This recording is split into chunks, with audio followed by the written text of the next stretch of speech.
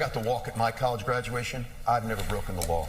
She had to pay federal fines for breaking federal law on stock trades and stock reporting. And the New York Times reports was trading defense stocks while sitting on the House Armed Services Committee. Well, did you make $7 million in stock trades at all? Or? I haven't. I don't believe I did, but I'd have to go see what that was alluding to again. What kind of came from. Ow. I don't know if I made 7 million. Look, there's a lot of ins, a lot of outs. Joining me now, Cliff Maloney, CEO of Citizens Alliance. All right, Cliff, we're going to spend a little bit on Jersey and then spend a little bit on Pennsylvania. Look, when I tell people Pennsylvania is turning red, no one's surprised. When people hear New Jersey might be, they're quite surprised. Is it?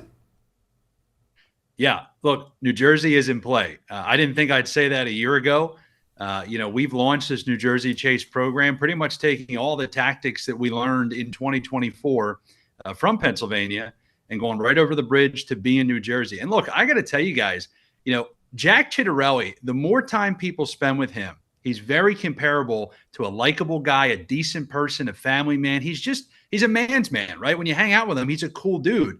Mikey Sherrill is absolutely the Kamala Harris of New Jersey, right? The more time she spends with voters, the more votes she loses. And so this race, it is neck and neck. Polling is pretty much dead heat.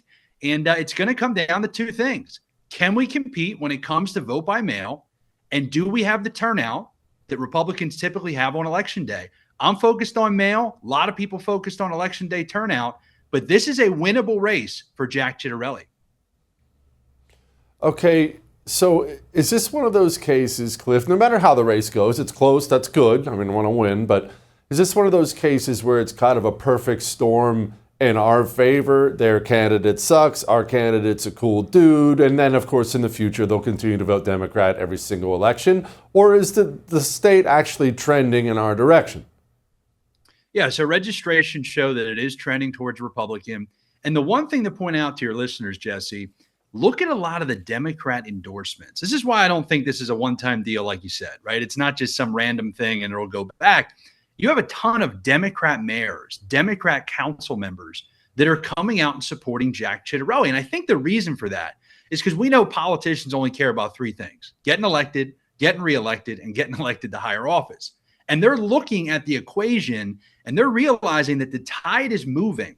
And if Jack Ciattarelli wins, they don't want to be sitting out for 4 years when a Republican's in the governor's mansion. So they're seeing how people are reacting. They're seeing how voters are interested, and they're just not willing to go with this woke nonsense that the left continues to parade around. Jesse, I said this on your show before. I thought that after November 5th in 2024, that the left would have a full pivot. They'd realize, hey, listen, we can't side with illegals over Americans. We can't want men in girls' bathrooms. Mikey Sherrill is the exact replica of what the Democrat message has been for the past 4 years. That's a huge win for us, but it tells me the state is shifting to the right. I don't think it's short term. I think it's a long-term change. And New Jersey is showing us that it's not just Jersey, but I think this is going to continue to have a ripple effect across the country. Is the reasoning behind it kind of what you just alluded to, Cliff, where they're just getting too batty, too crazy? I mean, New Jersey may be a traditional Union Democrat state, but they don't want trannies in sports. They don't want this. Or is it something deeper? Well, I think what you just said with unions is pretty clear, too, when it comes to Jack. It's the blue collar versus the elites, right? We saw in 2024. It's exactly what's happening in 2025. Any hardworking person that's trying to pay their mortgage, to put food on the table, to take their kids to basketball practice, they're going to vote for Jack Ciattarelli, right? So it's a mix. Is it deeper? Yes. You've got a lot of things that are happening nationally, but I just think that so many normal folks look at the left and they say they have gone too far. And when you look at the candidates on the right that are talking to normal people that are trying to fix, let me give you this example. Okay, Jack Ciattarelli's entire campaign is about lowering the cost of energy, electrical bills, hitting the pocketbook, and trying to save people money.